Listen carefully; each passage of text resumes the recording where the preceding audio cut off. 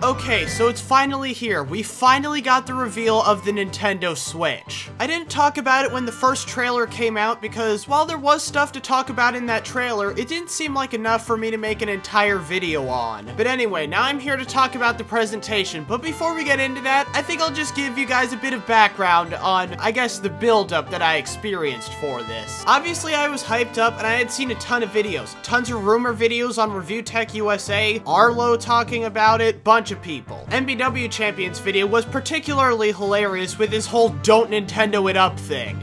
Don't Nintendo it up! So, overall, what did I think of the presentation? Well, I really hated it. Okay.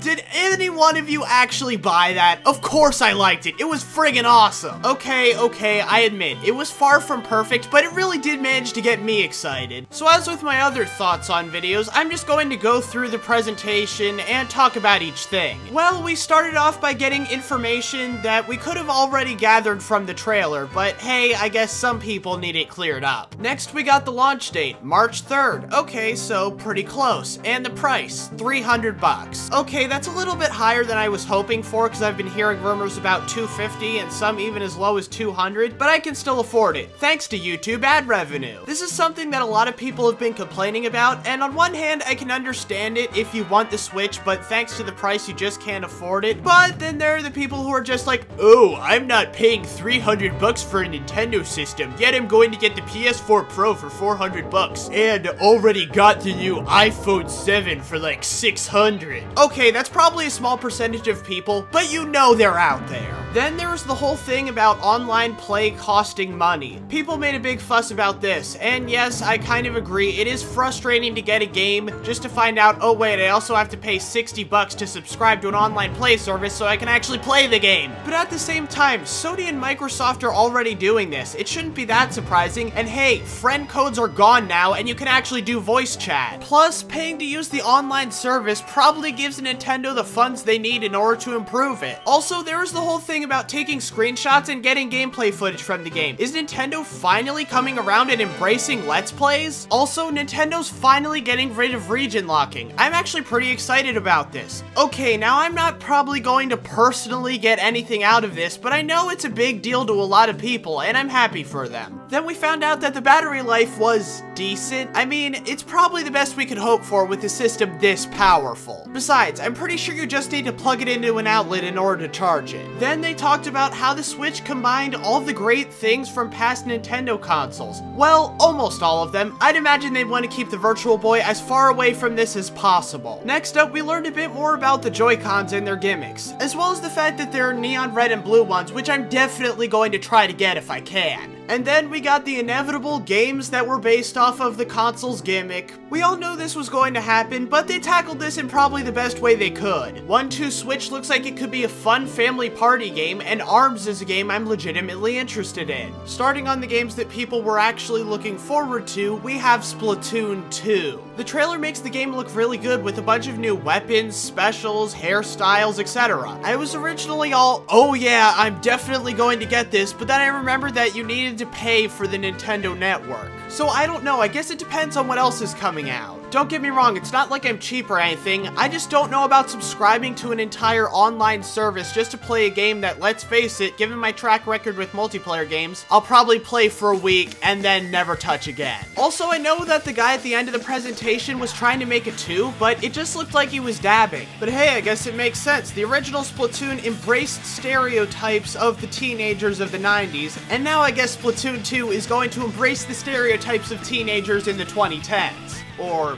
you know, it's just a coincidence. Also, let me just say how thankful I am that they called it Splatoon 2 and didn't just have it be called Splatoon, but the T-O-O was replaced with the number 2.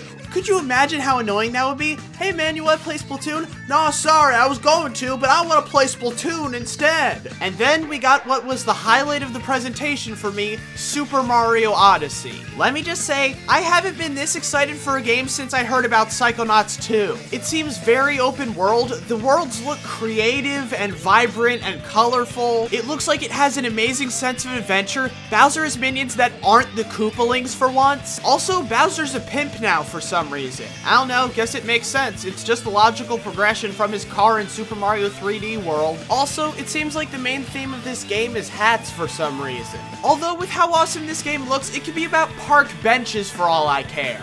Sorry, sentient hat, I didn't mean to slander you. Please don't kill me in my sleep, or whatever the sentient hats do in this game, I have no clue.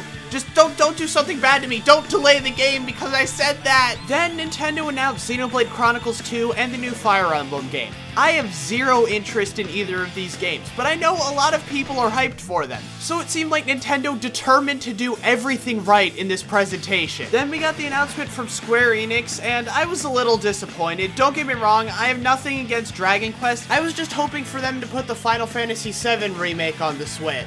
I mean, sure, it would make perfect sense because Cloud was in Smash, but also it's a big game and would probably incentivize a lot of people to switch over to the Switch.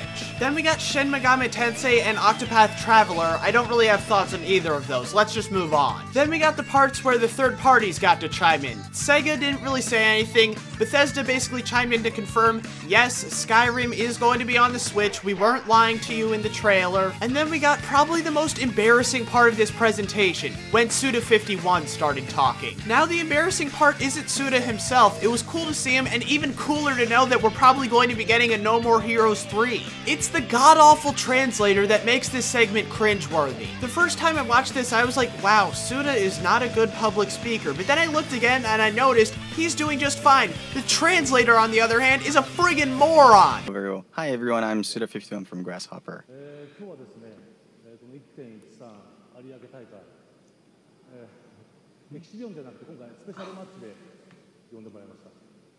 So today I'd like to start. And the weird part is, all the other translators do just fine, but the guy they got to translate for Suda just takes tons of long pauses. Was it like his first day or something? Ah well, I guess every live presentation has to have some form of awkwardness. At least it's not a game malfunctioning. Well, then again, they weren't demonstrating any games. So yeah, that would kind of make sense. Then they got a guy from EA to come up and talk about how much he loves Nintendo and how they're going to bring EA Sports to the Switch. Believe it or not, I'm actually pretty excited about this. Not because I'm going to play them, you know me better than that, but I know there are a lot of people out there who only play EA Sports games, or mostly just play them. And for those kinds of people who don't care about other games, the Switch would be ideal for them, because they can play it on their TV or take it with them and play wherever they want. It shows that Nintendo's finding ways to get new people to play their systems, which I think's pretty cool. Then we got a montage of the games that are going to be on the Switch. There was the Sonic game, which I thought was nice, but what I thought was really cool was the fact that Lego City Undercover and Rayman Legends are getting ported to it. Two of my favorite games on the Wii U getting ported over to the Switch. Yeah, that's pretty awesome. And last but not least was the stupid translator who didn't know what he was doing, we get the new trailer for Legend of Zelda Breath of the Wild. Now the gameplay shown really didn't change my view on the game. I was kind of hoping to see some dungeons because, as MBW Champion pointed out, we haven't really seen any yet, and it would really suck if the game didn't have any. Zelda, let's show Zelda, and now let's announce that there's no dungeons in it. Nintendo it up! We didn't get that, but at least we got confirmation that the game's the launch title. I mean, I think we knew that for a while, then we doubted it, but it turned out to be true, and now we know for sure. Now that I've analyzed everything, I'm going to rank everything that I might get from least excited to most excited. First off is Splatoon 2. It looks really cool, I just don't know if it's a smart choice for someone with gaming habits like mine. Next up is ARMS. Despite essentially just being a way to cash in on the console's gimmick, it actually looks like a really cool game. Next up is Breath of the Wild. I like the Zelda series, but I've never been able to get into the games that much. I think this is really going to change that, though. And lastly, Super Mario Odyssey. This is exactly the main series Mario game I've wanted to see for years. It might just be the first main series Mario game that tops Galaxy in my eyes. I mean, obviously I wouldn't know yet, I haven't played it because it's not out, but I'm really hyped for it. It seems like Nintendo's really going in an open world direction with their games, and yes, that is the trend that's going on right now, but it's a good trend, so I welcome it with open arms. No pun intended. I am Defoffilizer, and be sure to let me know what you were most excited for or disappointed by in this presentation.